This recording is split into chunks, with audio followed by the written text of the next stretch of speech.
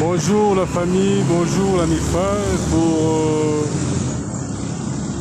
vous rappeler mes précédentes publications ou apparitions, vidéos je peux dire. Sikoyo, je vais opter, c'est samedi, je parlerai en détail, je dis bien en détail, toutes les réalités par rapport à mes affaires, dossiers, conflits juridicaux, politico, en privé ou en public.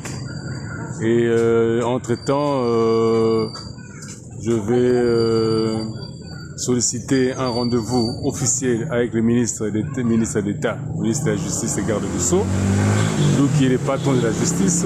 D'un côté, il est l'avocat, je peux dire, au magistrat, représentant du magistrat numéro 1 ou avocat de la République, parce que par rapport aux abus du droit,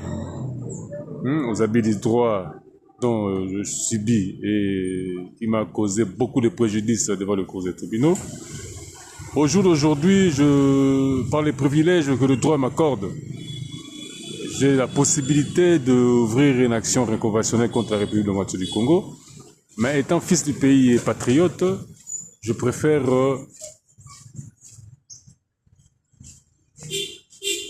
comment je peux dire, stopper un peu cette action pour en parler personnellement au ministre ministre de l'État de la Justice, et par après avoir un rendez-vous aussi avec l'auditeur général de la République pour les implications à répétition de la police dans une histoire qui ne les concernait pas, un dossier où il y a un jugement irréversible. Le juge, le magistrat et les auxiliaires interrogent le jugement irréversible et nous créent encore des embrouilles là-dessus pour favoriser la partie adverse par rapport à mes droits. Donc il est clair à ce point que dès qu'il y a une décision irréversible, on peut dire inattaquable, le juge, magistrat, ainsi que tout auxiliaire de la justice est soumis à cette décision-là.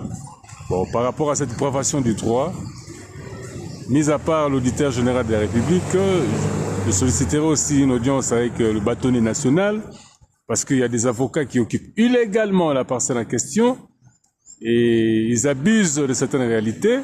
Alors, j'en finirai pour voir le numéro 1 de la police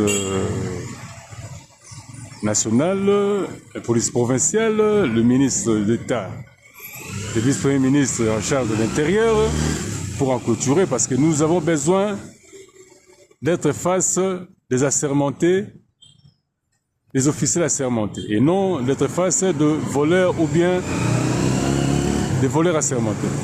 Nous avons besoin des officiels assermentés et non des voleurs assermentés. Les disparitions de dossiers physiques au greffe, eux qui dépendent du secrétariat général du ministère de la Justice, de voir un peu tout ça, comment ça peut aller.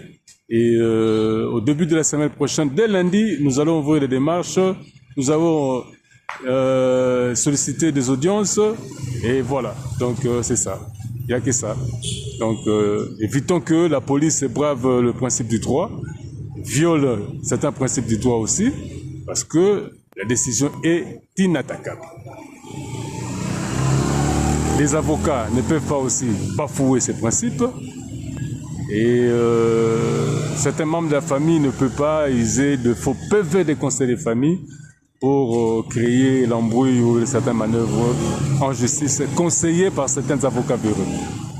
J'assume ce que je dis et je vous dis bon début de semaine à tout le monde. Merci.